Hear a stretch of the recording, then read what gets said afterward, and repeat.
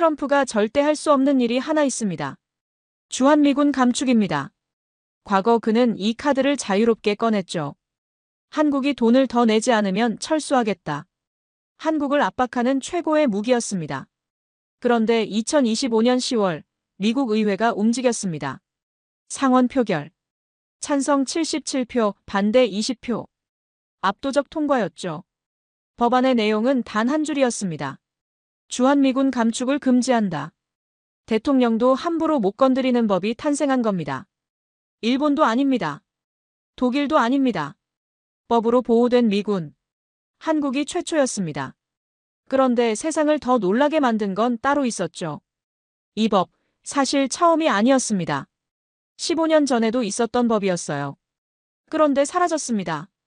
왜 사라졌을까요? 그리고 왜 지금 다시 돌아온 걸까요? 이야기 시작하기 전에 좋아요와 구독 버튼 가볍게 한번 눌러주시면 저 감동 이야기 서은비에게 정말 따뜻한 격려가 됩니다. 지금 어디에서 이 영상을 시청하고 계신지 아래 댓글에 나눠주세요. 세상은 모두 이렇게 알고 있었죠. 미국이 한국을 지킨다고요. 그런데 그날 밤 모든 게 뒤집혔습니다. 미국 상원이 법안을 통과시켰습니다. 주한미군을 줄일 수 없다는 법이었죠. 대통령조차 손 뗄 수 없게 말입니다. 그리고 그 법은 단 한 나라를 위한 것이었습니다. 바로 한국이었어요. 저는 마이클 앤더슨입니다. 미 공군 전략 분석국에서 20년을 보냈죠. 인도태평양 사령부를 거치며 괌과 일본, 하와이를 오갔습니다. 지금은 민간 방산 컨설턴트로 일하고 있습니다만 제 시선은 여전히 워싱턴을 향하고 있습니다. 2025년 10월 어느 날 새벽이었습니다. 워싱턴 DC 제 오피스에 혼자 남아 있었어요. 시각은 새벽 1시 12분. 창밖은 고요했습니다. CNN 화면에 속보 자막이 번쩍였습니다. 미국 상원이 한국 병력 감축 금지 법안을 통과시켰다는 뉴스였죠. 저는 커피를 내려놓고 모니터를 확대했습니다. 감축 불가라는 단어가 눈에 박혔어요. 2026 회계연도 국방수권법안. 정식 명칭은 NDAA FY 2026 회계년도 국방수권법이었습니다. 법안 문구는 짧고 냉정했습니다. 이 법으로 승인된 어떤 예산도 주한미군을 28,500명 아래로 줄이는데 사용할 수 없다는 내용이었죠. 상원 군사위원회를 통과한 이 조항은 대통령의 권한을 정면으로 제약하는 것이었습니다. 순간 전율이 올라왔습니다. 20년 동안 이런 방식으로 대통령의 권한을 묶은 사례는 본 적이 없었습니다. 예산 통제권을 주면 실질적으로 행정부의 손발을 묶는 겁니다. 돈이 없으면 군대는 움직일 수 없으니까요. 상원 군사위원회가 이 조항을 법안에 포함시켰다는 건 비상조치나 다름없었습니다. 저는 과거 법안들을 떠올렸습니다. 이라크 파병, 아프간 증파, 심지어 나토 방위비 분담 같은 민감한 사안들조차 대통령에게 최종 결정권을 남겨뒀었죠. 그런데 이번엔 달랐습니다. 의회가 선을 그어버린 겁니다. 여기까지 더 이상은 안 된다고요. 이건 단순한 조항이 아니었습니다. 누군가가 대통령보다 먼저 결정을 내린 겁니다. 그날 밤 저는 잠을 이룰 수 없었습니다. 머릿속이 복잡했죠. 다음 날 아침 일찍 상원 청문회 영상을 찾아봤습니다. 군사위원장이 단호하게 말하더군요. 우리는 가장 중요한 동맹인 한국에서 불안정성의 위험을 감수할 수 없습니다. 저는 메모장에 그 문장을 적었습니다. 가장 중요한 동맹이라니요. 그 한마디가 모든 걸 설명했습니다. 미국의 시선이 완전히 바뀐 겁니다. 한국은 더 이상 주둔지가 아니었어요.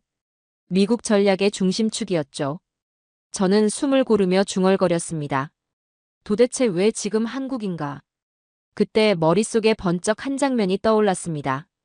2019년 트럼프 대통령이 말하던 그 순간이었어요. 한국이 더 많이 내야 한다. 아니면 우리는 떠난다. 그 말이 미국 내에서 어떤 파장을 불러왔는지 저는 직접 봤습니다. 국방부 복도는 긴장으로 가득했죠. 동료들이 수군거렸습니다. 이러다 정말 철수하는 거 아니야? 한미동맹이 흔들리면 인도태평양 전체가 무너진다고. 트럼프는 방위비 협상 때마다 같은 카드를 꺼냈습니다. 더 내지 않으면 철수하겠다고요. 감축하겠다고요. 하지만 아이러니했습니다. 그의 재임 기간 동안 주한미군은 단 한 명도 줄지 않았습니다. 오히려 최신 무기 체계가 한국으로 배치됐죠. F-35 전투기, 사드 미사일 방어 체계, 첨단 정찰 자산들이요. 입으로는 철수를 외쳤지만 손은 정반대로 움직였던 겁니다. 왜 그랬을까요? 답은 명확했습니다. 미국은 절대적으로 한국이 필요했습니다. 협상 카드로 쓸 수는 있어도 실제로 떠날 수는 없었던 거죠. 당시 의회는 처음으로 트럼프를 제지하기 위해 같은 문구를 법안에 넣었습니다. 병력을 2만 2천 명 아래로 줄일 수 없다는 조항이었죠. 그때는 정치적 계산이었습니다. 대통령과 의회의 힘겨루기였어요. 하지만 2021년 바이든 정부 들어 그 조항은 조용히 사라졌습니다. 더 이상 필요 없다는 판단이었죠.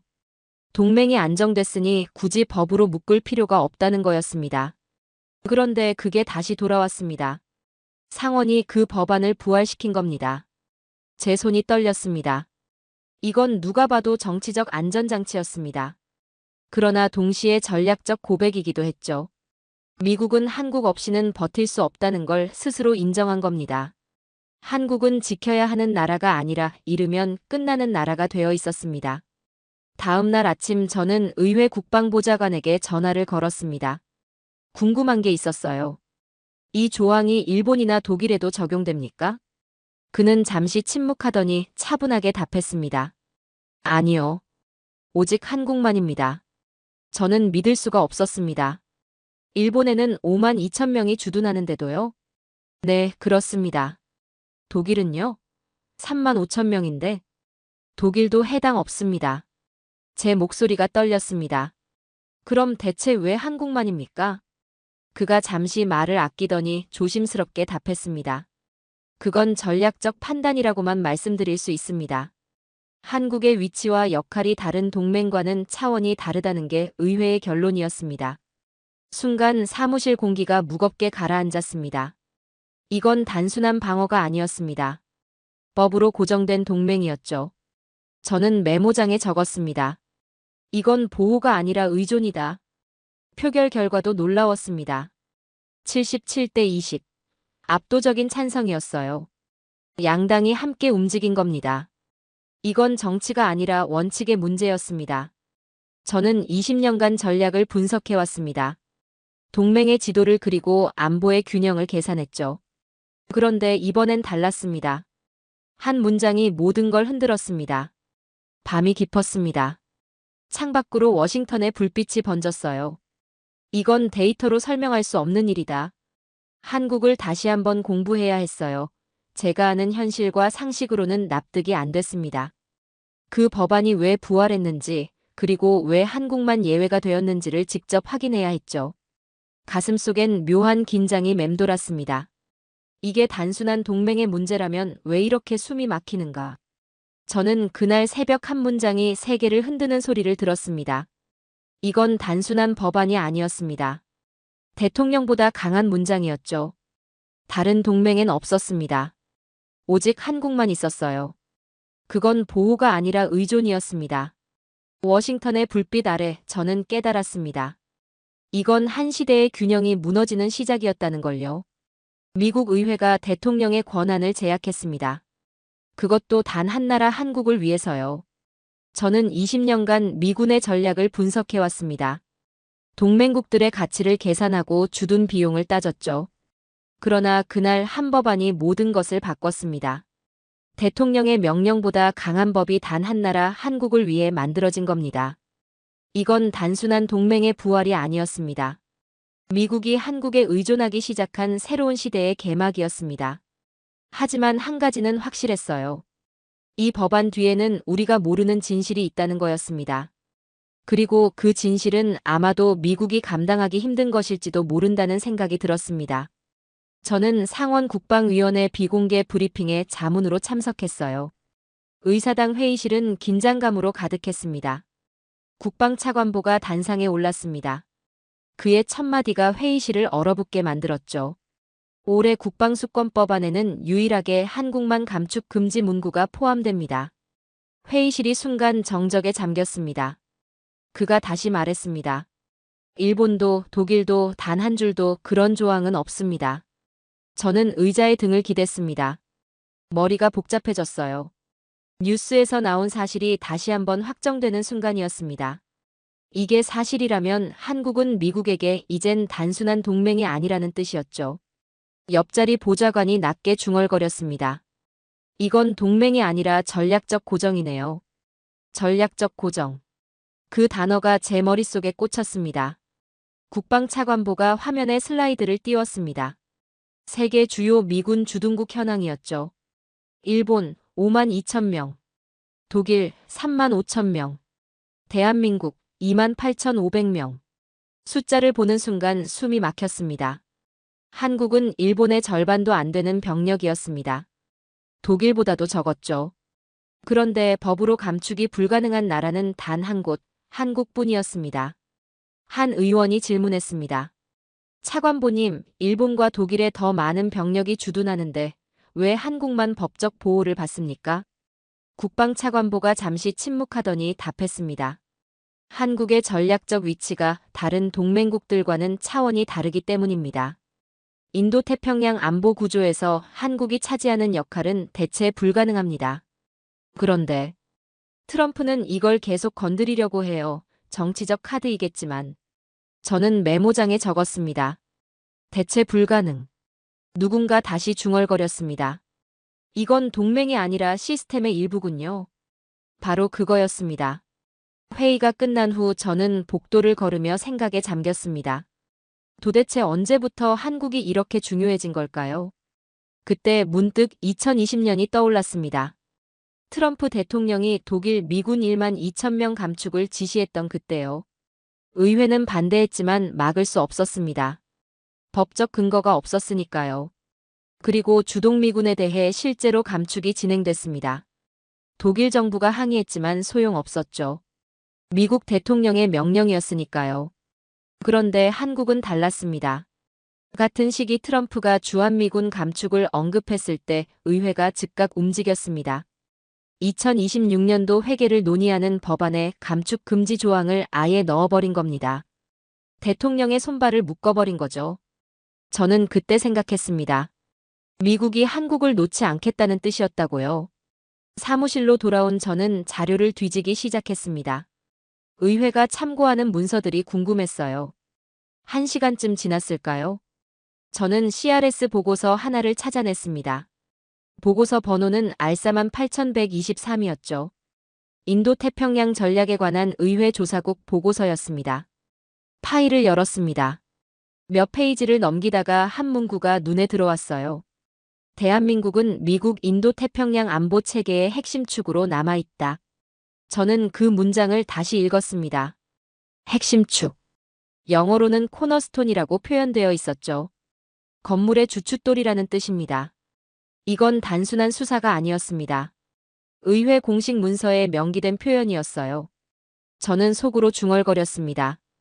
이건 우연이 아니야. 한국은 구조 속에 새겨진 나라야. 보고서를 더 읽어내려갔습니다. 한국의 지리적 위치는 중국과 러시아를 동시에 견제할 수 있는 유일한 지점이라고 적혀 있었습니다. 일본은 해양 방어에 특화되어 있지만 대륙을 압박할 수 없다고요. 한국은 달랐습니다. 반도라는 특성상 해양과 대륙을 동시에 장악할 수 있었죠. 북한의 위협도 한국의 가치를 높이는 요소였습니다. 역설적이게도요. 북한이라는 변수 때문에 한국에서 미군이 철수하는 건 지역 전체의 균형을 무너뜨리는 일이었습니다. 저는 모니터에서 눈을 떼지 못했습니다. 이건 감정이 아니라 계산이었습니다. 냉정한 전략적 판단이었죠. 다음 날 저는 상원 보좌관 한 명과 커피를 마셨습니다. 그는 군사위원회에서 오래 일한 사람이었어요. 조심스럽게 물었습니다. 정말 궁금한 게 있습니다. 왜 한국만 예외입니까? 그가 커피를 한 모금 마시더니 말했습니다. 트럼프가 철수 명령을 내려도 이제 돈을 쓸 수 없어요. 예산이 막히면 군은 움직일 수 없죠. 그건 압니다. 하지만 왜 한국만? 그가 잠시 주위를 둘러보더니 목소리를 낮췄습니다. 솔직히 말하면 한국을 잃으면 인도태평양 전체가 무너져요. 일본은 방어 거점이지만 한국은 작전 기지입니다. 한국이 있어야 우리가 중국을 견제할 수 있어요. 저는 숨을 멈췄습니다. 그럼 이건...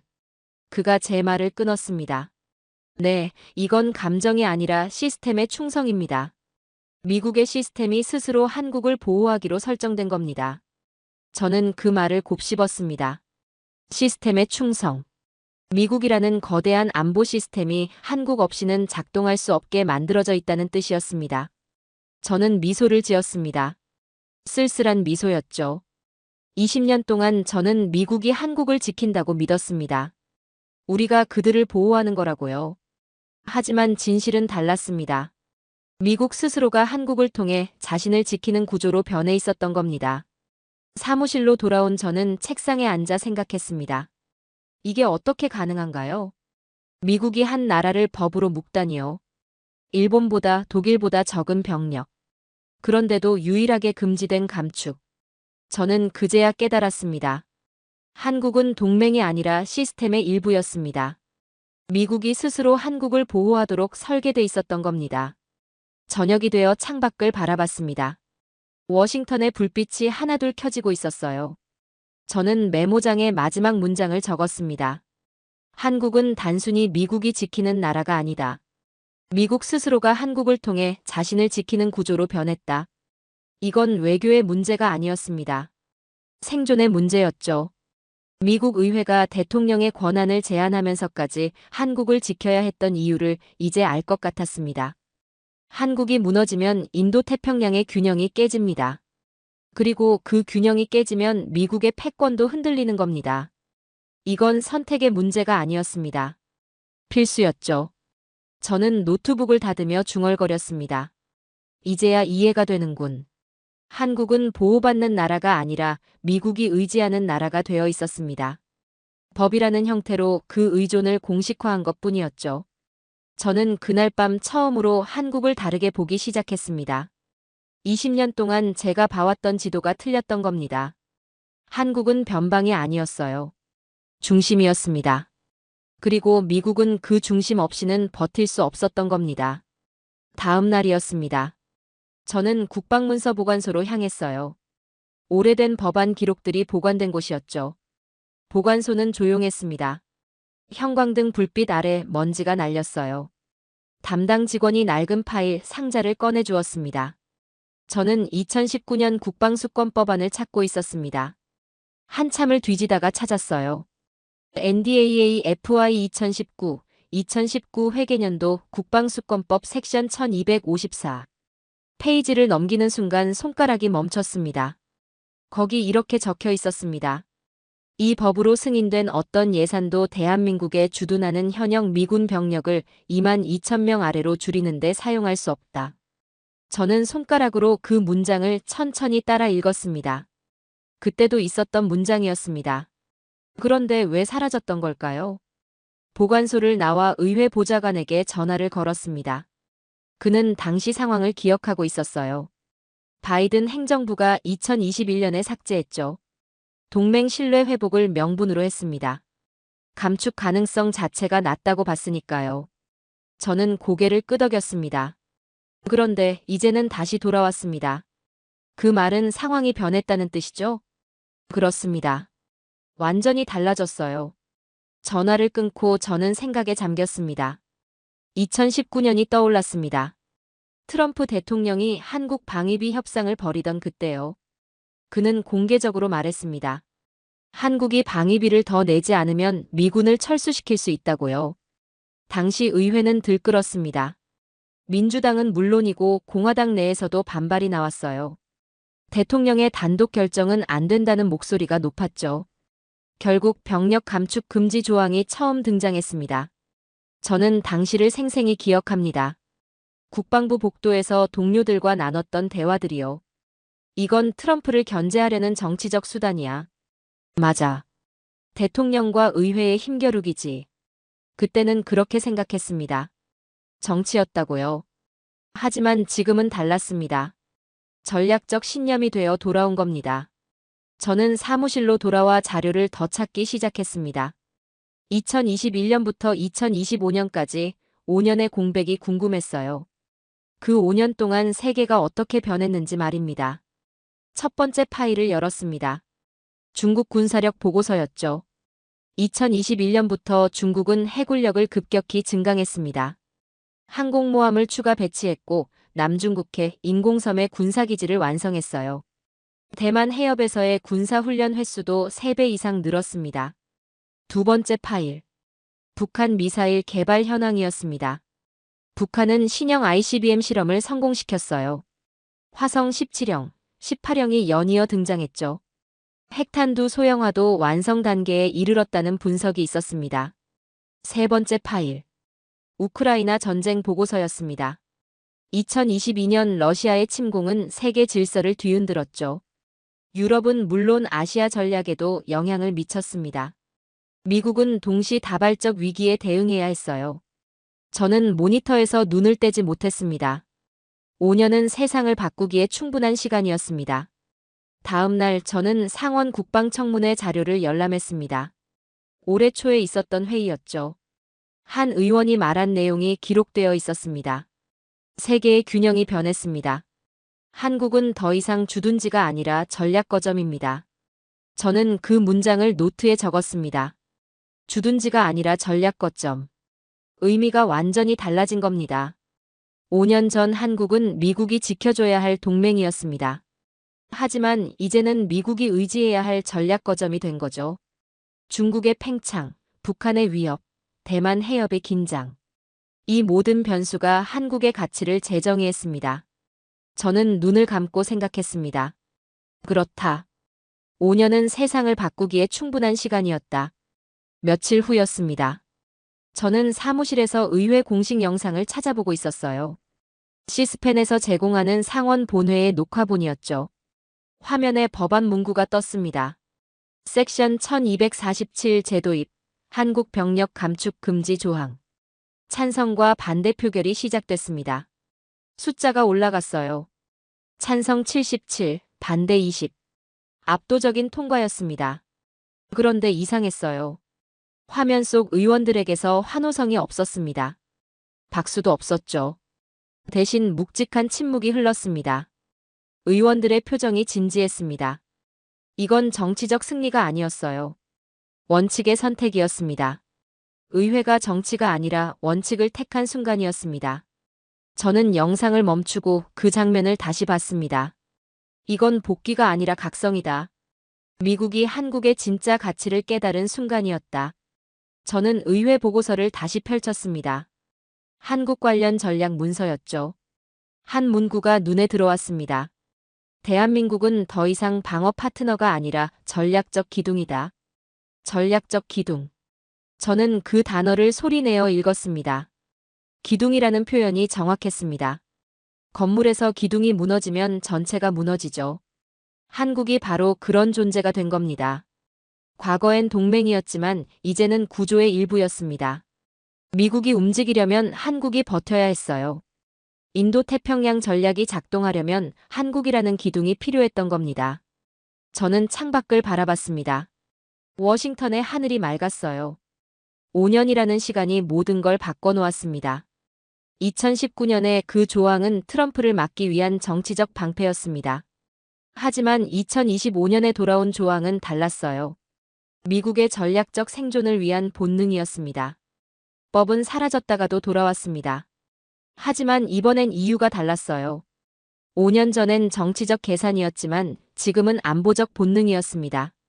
저는 메모장에 마지막 문장을 적었습니다. 의회가 선택한 단어 하나. 그게 모든 걸 설명했다. 한국은 이제 방어선이 아니라 시스템의 일부였습니다. 그날 저녁 저는 오랜 동료에게 전화를 걸었습니다. 국방부에서 함께 일했던 친구였죠. 자네 들었나? 한국 조항이 부활했다고. 들었네. 77대 20이라던데. 그런데 말이야. 이번엔 다른 것 같아.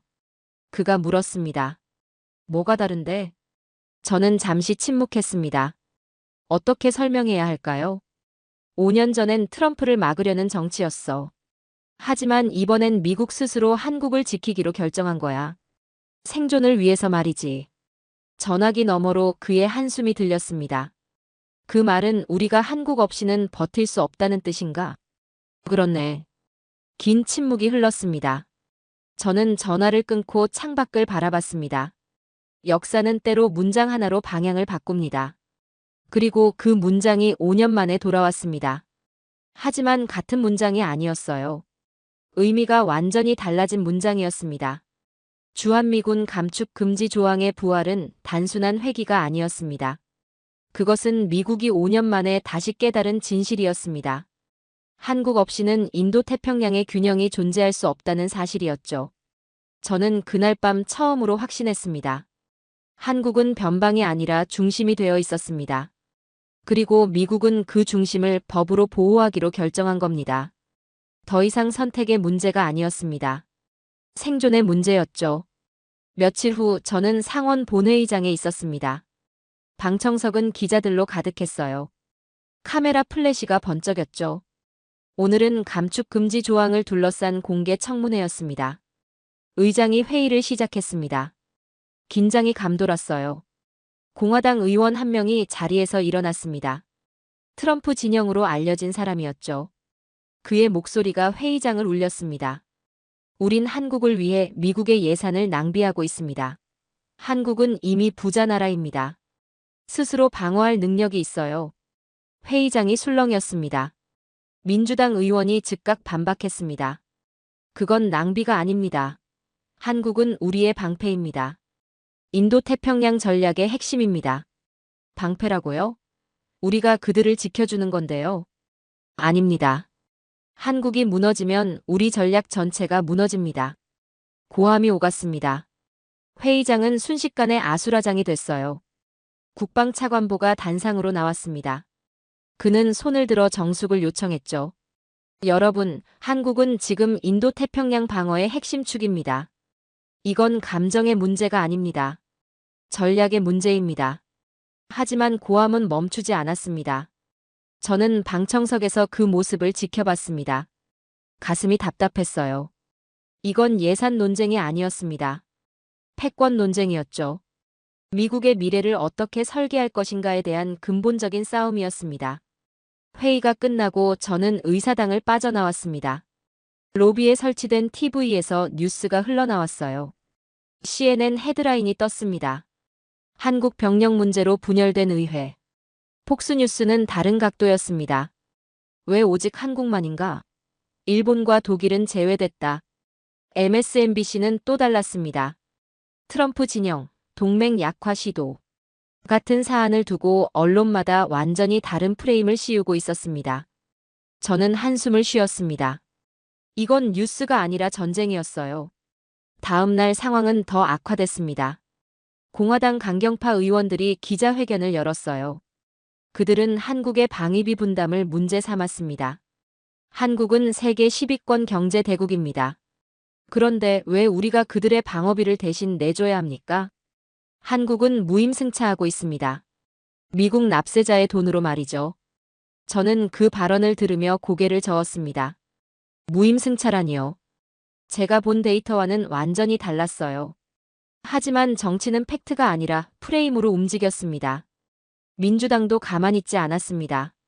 당대표가 성명을 냈습니다. 한국은 미국의 가장 믿을 만한 동맹입니다. 그들 없이 우리는 중국을 견제할 수 없습니다.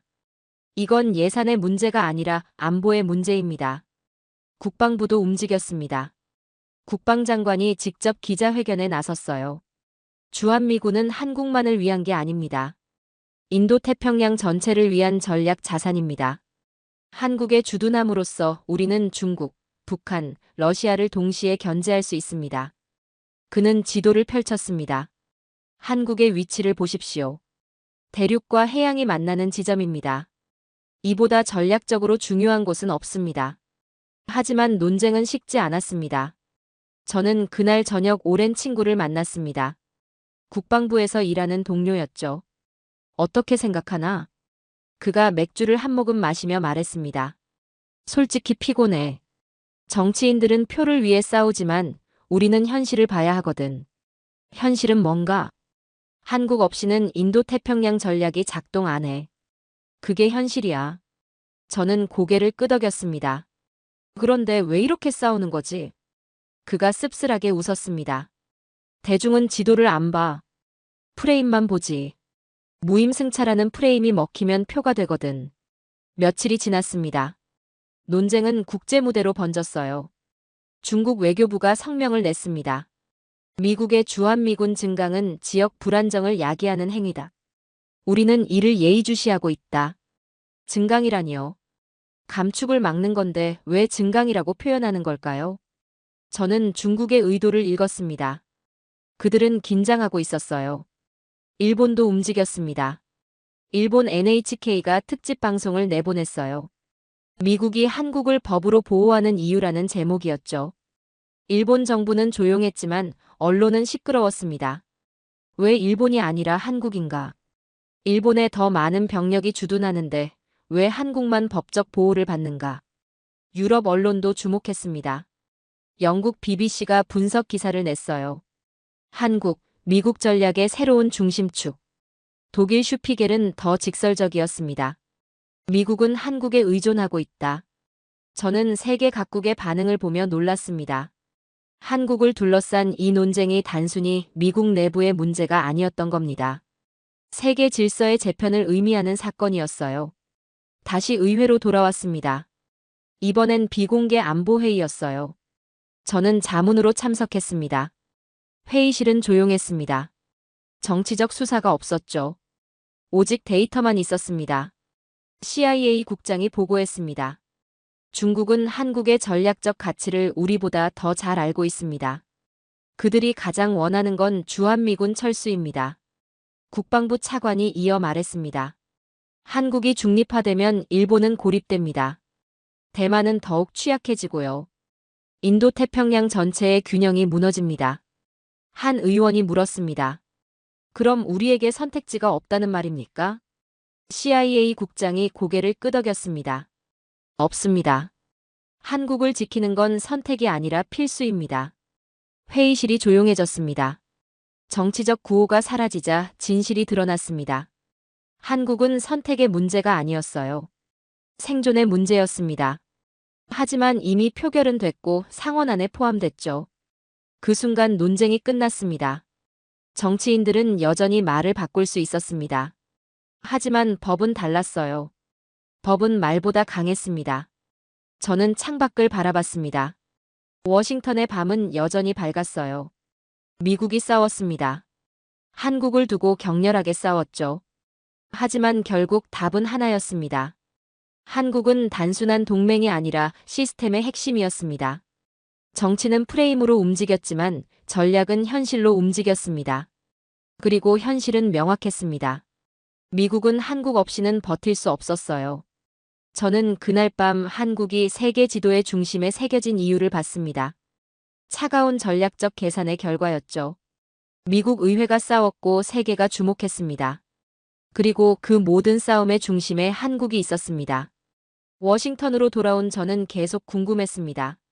한국의 전략적 가치는 이제 이해했어요. 하지만 한 가지 의문이 남아 있었죠. 돈의 문제였습니다. 트럼프 대통령은 재임 기간 내내 같은 말을 반복했습니다. 한국이 더 많이 내야 한다고요. 미국이 그들의 방어비를 대신 내주고 있다고 했죠. 저는 그 말이 계속 머릿속을 맴돌았습니다. 정말 그런가? 사무실에 앉아 과거 뉴스 영상을 찾아봤습니다. 2019년 트럼프의 기자회견이 나왔어요. 한국은 부자 나라입니다. 그런데 왜 우리가 그들을 무료로 지켜줘야 합니까? 그들은 더 내야 합니다. 카메라 플래시가 터졌습니다. 기자들이 질문을 쏟아냈죠. 저는 영상을 멈췄습니다. 그 말이 정말 사실일까? 미국이 정말 손해를 보고 있는 걸까? 저는 직접 확인하기로 했습니다. 감정이 아닌 숫자로 진실을 보고 싶었어요. 국방부 웹사이트로 들어갔습니다. 공개 자료 섹션에서 방위비 분담 관련 문서를 찾았죠. 한참을 뒤지다가 찾았습니다. 주한미군 주둔 비용 분담 보고서였어요. 2025 회계연도 자료였습니다. 파일을 열었습니다. 페이지를 넘기다가 한 표가 눈에 들어왔어요. 한국 측 직접 부담 비율 약 55% 이상. 저는 숫자를 다시 봤습니다. 55%라니요. 계속 읽어 내려갔습니다. 주한미군 기지 이전 비용 중 한국 정부 부담 94%. 미군 시설 건설 및 유지 보수 대부분 한국 정부 제공. 미군 가족 숙소, 학교, 병원, 편의시설 한국 정부 부담. 저는 의자에 기댔습니다. 믿을 수 없었어요. 이건 무임승차가 아니었습니다. 거의 공동운영 수준이었죠. 보고서 하단에 작은 글씨로 문장이 하나 있었습니다. 비율로 환산 시 대한민국은 어떤 동맹국보다 많은 비용을 분담하고 있다. 저는 처음으로 숫자에서 자존심을 느꼈습니다. 하지만 확실히 하고 싶었어요. 다른 나라들은 어떤가? 자료를 더 찾았습니다. 비교 분석 문서가 나왔어요. 일본 약 45% 부담. 독일 약 32% 부담. 이탈리아 약 18% 부담. 영국 약 15% 부담. 한국 약 55% 이상 부담. 표를 보는 순간 입이 벌어졌습니다. 한국이 압도적 1위였습니다. 일본보다도 10%나 더 높았어요. 독일과는 비교조차 안 됐죠. 저는 계속 자료를 뒤졌습니다. 더 구체적인 내용이 궁금했어요. 한 보고서가 나왔습니다. 제목이 흥미로웠죠. 주둔국 지원에 따른 미국 국방 예산 절감 효과. 클릭했습니다. 첫 페이지에 요약이 나와 있었어요. 한국의 방위비 분담 및 시설 제공으로 인한 미국 국방부 연간 예산 절감액 약 10억 달러 이상. 저는 숫자를 다시 읽었습니다. 10억 달러. 계속 읽었습니다. 한국은 미군 기지 부지를 무상으로 제공한다. 평택 캠프 험프리스 건설 비용의 90% 이상을 한국이 부담했다. 이는 세계 최대 해외 미군 기지다. 한국 정부는 미군 전력 증강을 위한 시설 투자도 지원한다. 이는 다른 동맹국에서는 찾아볼 수 없는 수준이다. 저는 중얼거렸습니다. 결국 한국은 미국의 방패이자 예산 절감 장치였다. 그날 저녁 저는 오랜 친구를 만났습니다. 데이빗 존슨이라는 이름의 전직 공군 대령이었어요. 그는 평택 캠프 험프리스에서 3년간 근무한 적이 있었죠. 우리는 워싱턴 시내의 조용한 레스토랑에서 만났습니다. 한국 방위비 분담에 대해 알아보고 있어. 그가 맥주를 한 모금 마시며 웃었습니다. 아, 그거. 사실 우리 현장에 있던 사람들은 다 알지. 한국이 얼마나 많이 내는지. 트럼프가 계속 더 내라고 했잖아. 정치야. 대중한테는 그렇게 말하는 게 먹히니까. 하지만 실제로는 한국 덕분에 우리가 돈을 아끼는 거지. 그가 가방에서 태블릿을 꺼냈습니다. 평택에서 찍은 사진들이 있어. 보여줄게. 화면에 사진들이 나타났습니다. 거대한 기지의 전경이었어요. 이게 캠프 험프리스야.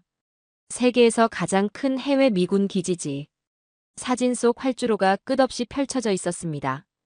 현대식 건물들이 즐비했어요. 이거 한국 돈으로 지은 거야. 총 110억 달러 들었는데 한국이 90% 이상 냈지. 90%? 응. 우리가 낸 건 10%도 안 돼. 사실상 한국이 만들어준 거야. 다음 사진이 나왔습니다. 병영시설이었어요. 이건 병사 숙소야. 최신 시설이지. 에어컨, 개인 샤워실, 와이파이 다 되고. 독일이나 일본 기지보다 훨씬 좋아. 이것도 한국이? 전부 한국 돈이야. 가족주택, 학교, 병원, 쇼핑몰까지. 우리 군인들 평택 근무 선호할 정도야. 그가 사진을 더 넘겼습니다. 작전시설 사진이 나왔어요. 이건 작전본부 건물이야. 첨단 장비로 가득 차 있지. 한국 정부가 건설비는 물론이고 매년 유지비, 전력비까지 대줘. 저는 사진을 보며 놀랐습니다. 다른 나라에선 이런 대우 안 받나? 전혀. 일본은 우리가 시설비 상당 부분 내야 해. 독일은 더 하고. 한국은 차원이 달라. 거의 VIP 대우지. 그가 다른 사진을 보여줬습니다. 태극기와 성조기가 나란히 펄럭이는 장면이었어요. 저기 저 활주로 봐. 최신 전투기 이착륙 완벽하게 설계됐어. F-35도 문제없이 운용하지. 한국이 전부 깔아준 거야. 저는 사진을 넘기며 물었습니다. 그럼 트럼프의 그 발언은 뭐지? 협상 카드지 뭐. 더 받아낼 수 있으면 받는 거고. 하지만 현장에 있던 우리는 알아. 한국 없으면 우리가 훨씬 더 많은 돈 써야 한다는 거. 그가 태블릿을 내려놓으며 진지하게 말했습니다. 평택에서 3년 있으면서 느낀 건데 한국은 동맹을 투자로 본다는 거야. 우리를 지원하는 게 결국 자기들한테도 이득이니까. 그리고 솔직히 우리도 한국이 필요해. 서로 윈윈이지. 저는 고개를 끄덕였습니다. 평택 외에 다른 기지는? 오산, 군산 다 비슷해. 한국이 엄청나게 지원해주지. 우리가 세계에서 가장 좋은 환경에서 일하는 거야. 그가 마지막 사진을 보여줬습니다. 기지 전체를 내려다본 항공 사진이었어요. 이게 전체 모습이야. 저 아래 보이는 거 다 한국 투자야. 우리는 그냥 입주한 거지. 임대료도 없어. 공짜야. 저는 한참 사진을 바라봤습니다. 이건 단순한 주둔이 아니라. 맞아. 한국이 만든 미국의 전초기지야. 그리고 우리 둘 다 이득을 보는 거지. 우리는 식사를 마치고 밖으로 나왔습니다. 워싱턴의 밤거리가 밝았어요. 한 가지만 더 물어볼게. 현장에서 느낀 한국은 어땠어? 그가 잠시 생각하더니 말했습니다. 프로페셔널했어. 그들은 동맹을 비즈니스처럼 대하더라고. 감정이 아니라 계산으로. 우리를 지원하면 자기들 안보도 강화된다는 걸 정확히 알고 있었어. 그래서 투자를 아끼지 않았지. 존경스럽네. 응. 나도 처음엔 그냥 우리가 지켜주는 나라라고 생각했어. 하지만 3년 있으면서 깨달았지. 한국은 파트너야. 의존하는 관계가 아니라 협력하는 관계지. 저는 그날 밤 호텔 방으로 돌아왔습니다. 데이빗이 보내준 사진들을 다시 봤어요. 평택의 거대한 시설들, 첨단 활주로, 현대식 건물들, 모두 한국의 투자였습니다. 트럼프는 한국이 무임승차한다고 했습니다. 하지만 숫자와 현실은 정반대를 말했죠. 한국은 동맹국 중 가장 많은 비율을 부담하고 있었습니다. 55%. 일본보다 높고 독일보다 훨씬 높았어요. 게다가 110억 달러짜리 세계 최대 기지를 한국 돈으로 지었습니다. 미국은 거의 공짜로 최상급 전략 자산을 얻은 겁니다. 그리고 그 덕분에 미국은 매년 10억 달러 이상을 절약하고 있었어요. 저는 메모장에 적었습니다. 무임승차? 한국은 가장 비싼 티켓을 이미 끄는 손님이었다. 평택의 활주로 위엔 돈이 아닌 신뢰가 깔려 있었다. 우린 지켜지는 나라가 아니라 미국을 떠받치는 파트너였다. 트럼프의 수사와 현실 사이에는 거대한 간극이 있었습니다. 정치인은 표를 위해 말하지만 숫자는 진실을 말했죠. 한국은 미국의 방패를 떠받치는 경제적 동맹국이었습니다. 미국의 군대가 한국에 주둔하는 게 아니라 미국이 한국 덕분에 버티고 있었습니다. 저는 그날 밤 완전히 이해했습니다. 이건 일방적 지원이 아니라 상호 의존이었습니다. 한국은 돈을 내고 미국은 전력을 제공하는 단순한 거래가 아니었어요. 한국은 자신의 안보를 위해 투자했고 미국은 그 투자 덕분에 인도태평양을 지배할 수 있었습니다. 이건 동맹이 아니라 시스템의 공존이었습니다. 이메일 알림이 하나 떠 있었습니다.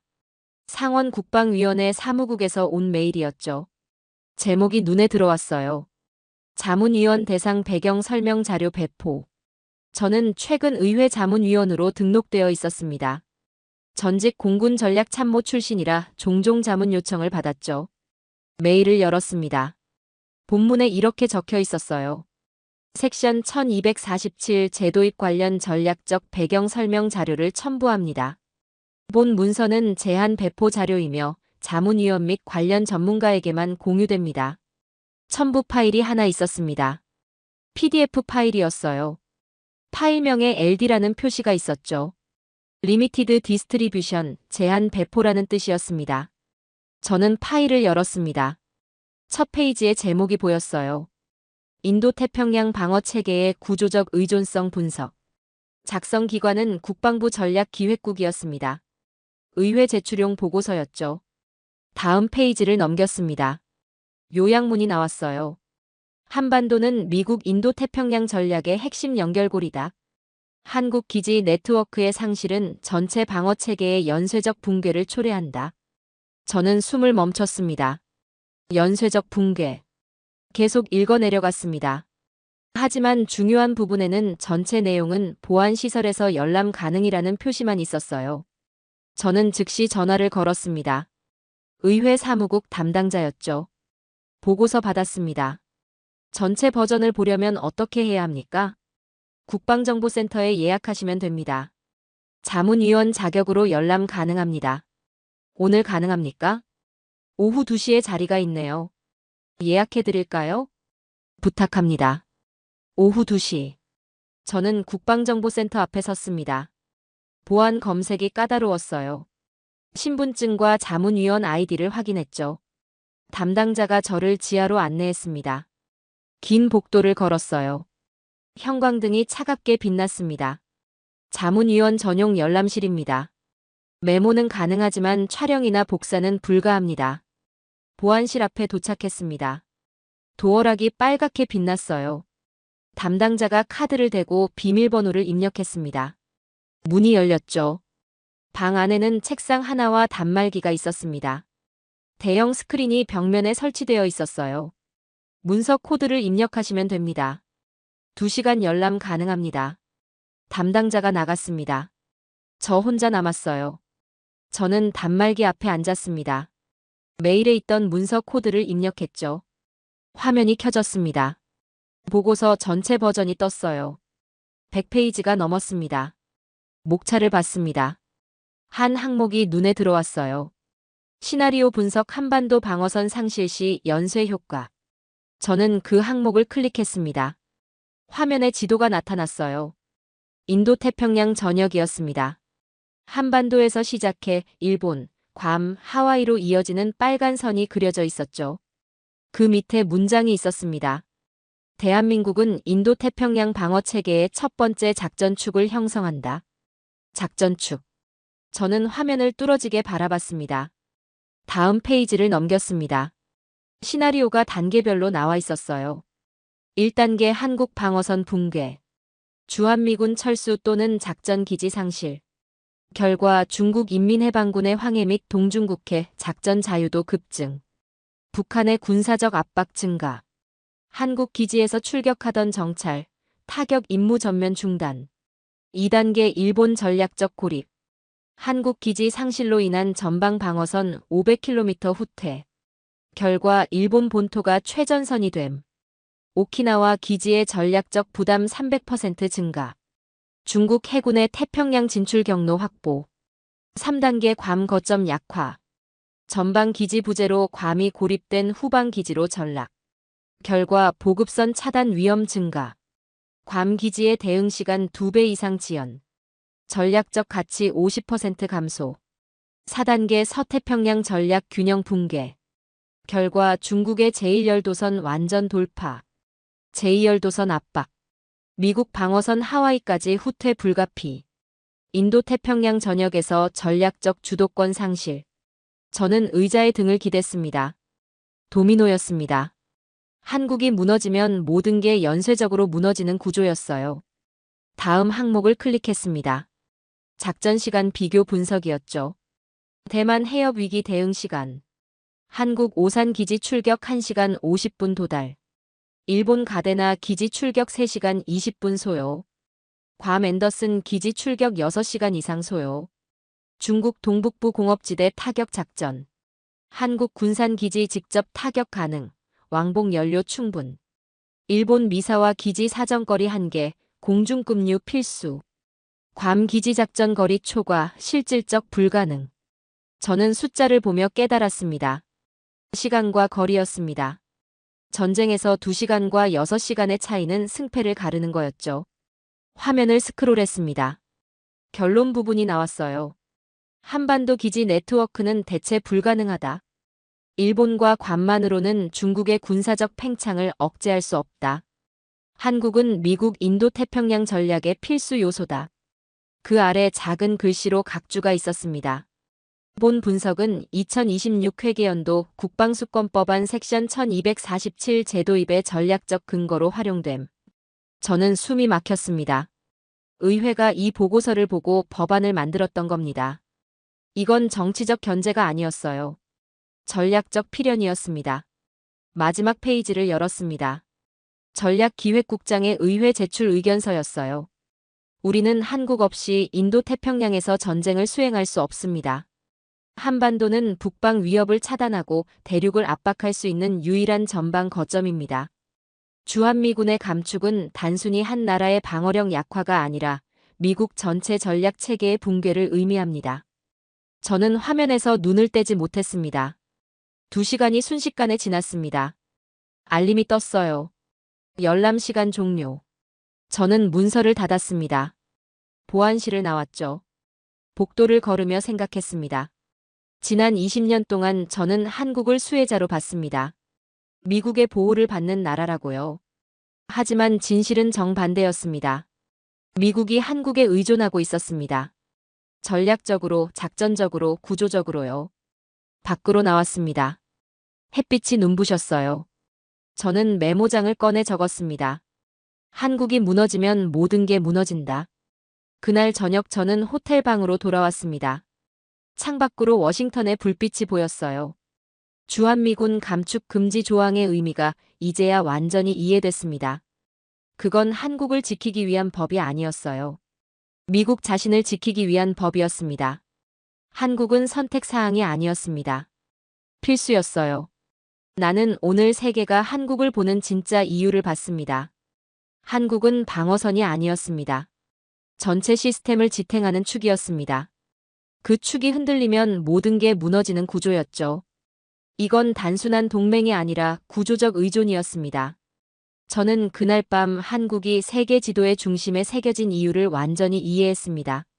워싱턴에서 며칠을 보낸 후 저는 또 다른 의문이 생겼습니다. 전작권 문제였어요. 미군이 전시작전 통제권을 가지고 있다는 건 알고 있었죠. 하지만 실제로는 어떨까? 한국군의 능력은 정말 어느 정도일까? 저는 펜타곤 자료실로 향했습니다.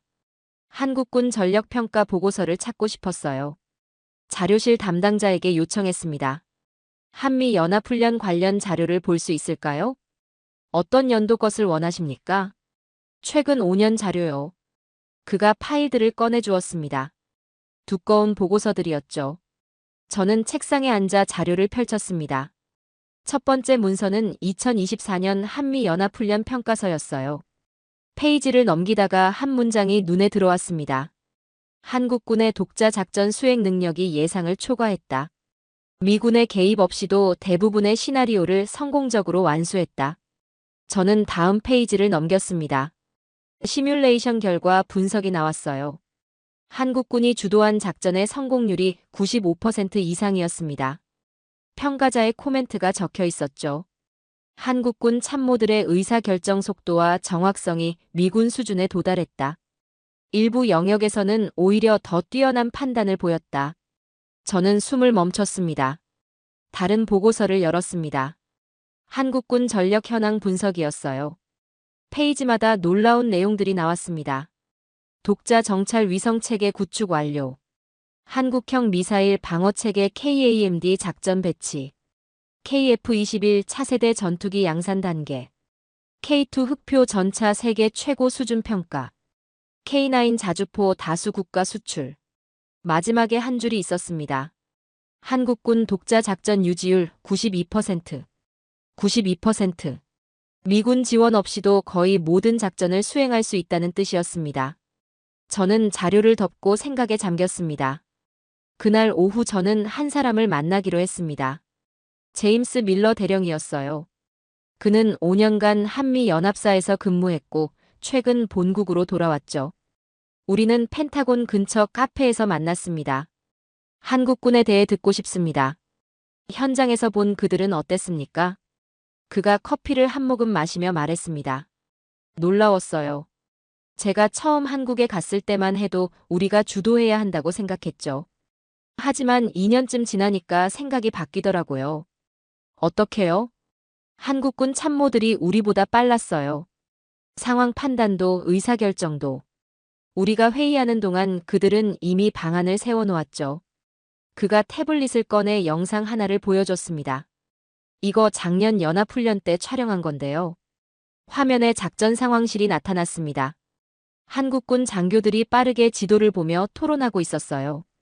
여기 보세요. 저 한국군 대령이 작전 계획을 설명하고 있어요. 우리 참모들은 듣기만 하고 있죠. 영상 속 미군 장교들이 고개를 끄덕이고 있었습니다. 결국 그 계획대로 갔어요. 그리고 완벽하게 성공했죠. 저는 영상을 보며 놀랐습니다. 전작권이 아직 미군에게 있는데 이런 상황이. 명목상 그렇죠. 하지만 현장에선 이미 달라요. 한국군이 결정하면 우리가 따르는 경우가 많아요. 그가 다른 사진을 보여줬습니다. 시뮬레이션 훈련장이었어요. 여기가 연합사 모의 훈련장입니다.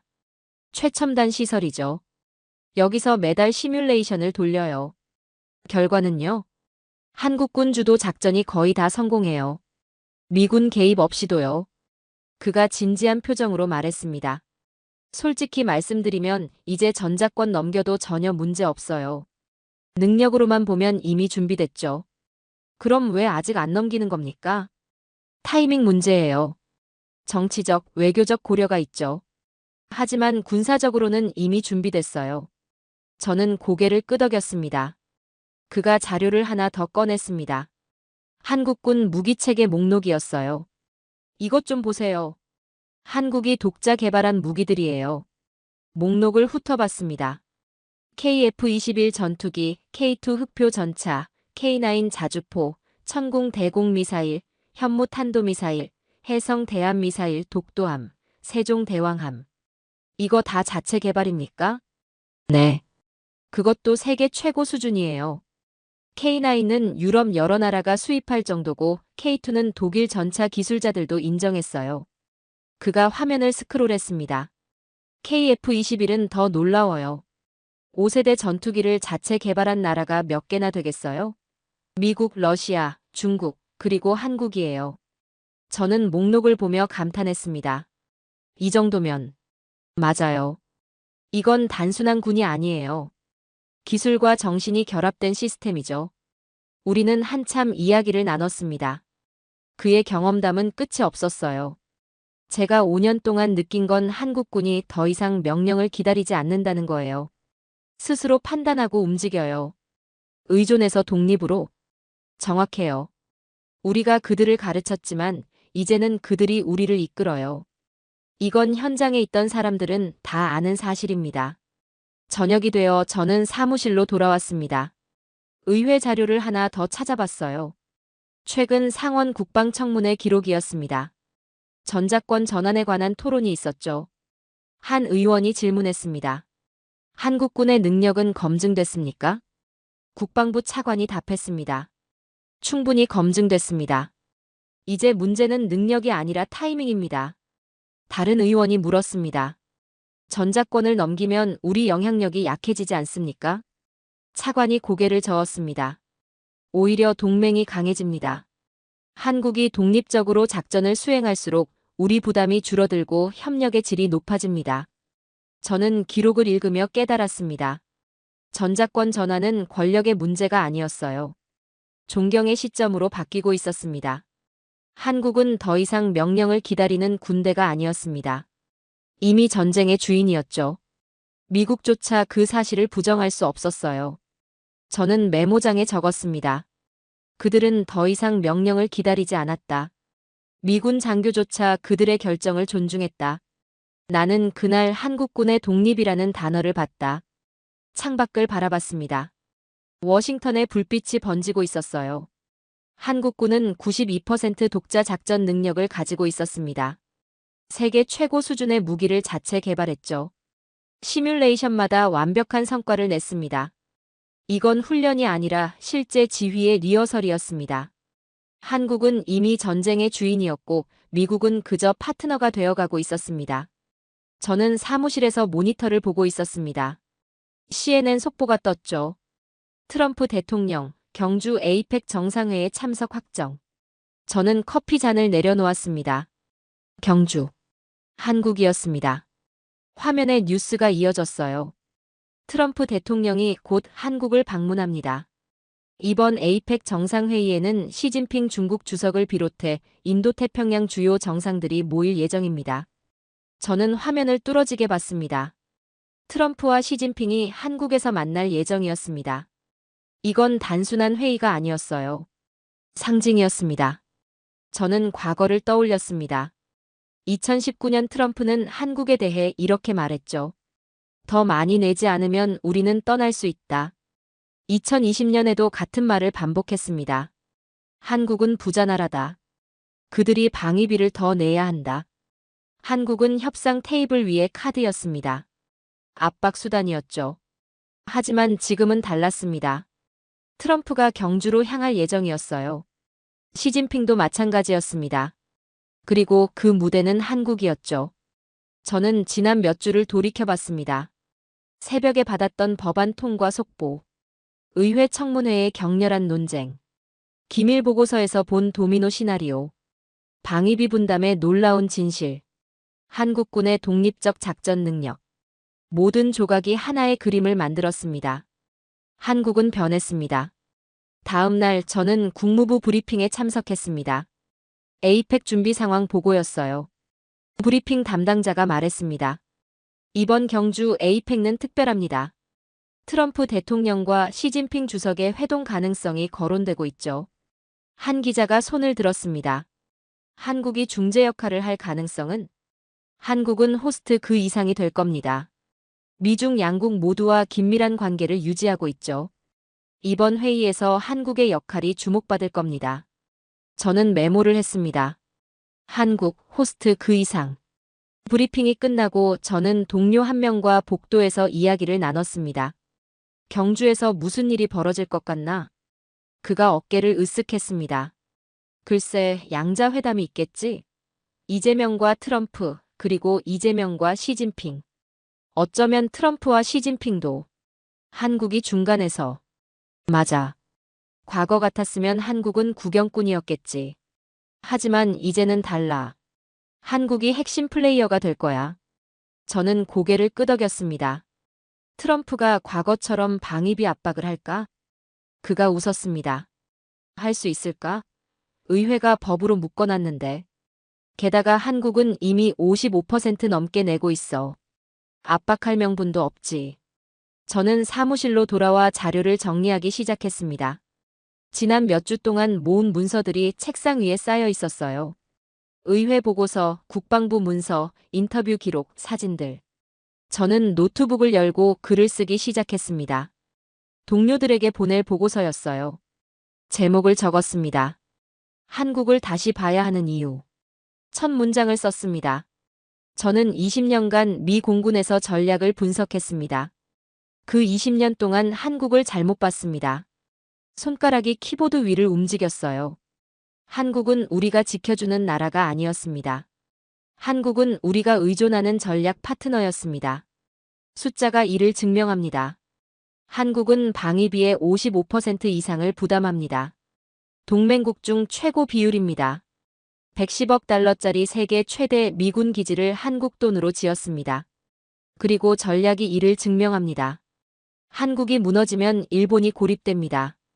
괌이 무력화됩니다. 인도태평양 전체가 도미노처럼 무너집니다. 저는 계속 썼습니다. 한국군은 92% 독자 작전 능력을 보유합니다. 세계 최고 수준의 무기를 자체 개발합니다. 이제 그들은 명령을 기다리지 않습니다. 스스로 판단하고 움직입니다. 그날 오후 에이펙 관련 뉴스가 쏟아졌습니다. BBC가 보도했어요. 경주 에이펙, 미중 긴장 완화의 장이 될까? 블룸버그는 다른 각도였습니다. 한국, 인도태평양 외교 무대의 중심으로. 로이터도 주목했죠. 트럼프 시진핑, 한국에서 마주칠 예정. 누가 주도권을 쥘 것인가? 저는 기사들을 읽으며 생각했습니다. 과거 같았으면 한국은 회의 장소일 뿐이었을 겁니다. 하지만 이제는 달랐어요. 한국이 플레이어가 될 것입니다. 며칠이 지났습니다. 경주 에이펙 개막이 며칠 앞으로 다가왔어요. 저는 준비 상황 뉴스를 지켜봤습니다. 경주 컨벤션 센터 준비 영상이 나왔죠. 각국 정상들이 곧 도착할 예정이었습니다. 트럼프도 시진핑도. 그리고 그들을 맞이할 사람은 이재명 대통령이었습니다. CNN 앵커가 말했습니다. 역사적인 순간이 될 것입니다. 미국과 중국 정상이 한국에서 만납니다. 저는 화면을 보며 깨달았습니다. 한국은 더 이상 무대 위의 소품이 아니었습니다. 무대의 주인이 될 것이었어요. 회의 예정 일정이 보도됐습니다. 여러 양자 회담이 계획되어 있다고 했어요. 트럼프와 이재명 대통령의 회담, 시진핑과 이재명의 회담, 그리고 트럼프와 시진핑의 대화 가능성. 저는 분석 기사들을 읽었습니다. 워싱턴 포스트가 썼어요. 한국은 이번 회의에서 중재자 역할을 할 것으로 보인다. 미중 양국 모두 한국의 입장을 존중할 것이다. 뉴욕타임스는 더 직접적이었습니다. 한국, 더 이상 미중 사이 샌드위치가 아니다. 이제는 교량이 될 것이다. 저는 보고서를 계속 썼습니다. 곧 열릴 경주 에이펙는 한 가지를 증명할 것입니다. 한국은 지정학적 객체가 아니라 주체입니다.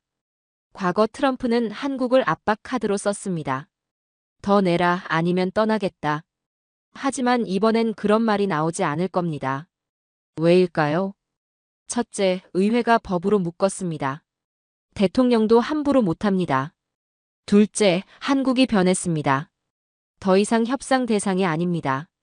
필수 파트너입니다. 셋째, 세계가 한국을 다르게 봅니다. 경주 에이펙과 그 증거가 될 것입니다. 저는 커피를 마시며 창밖을 봤습니다. 워싱턴의 봄은 화창했어요. 벚꽃이 피기 시작했습니다.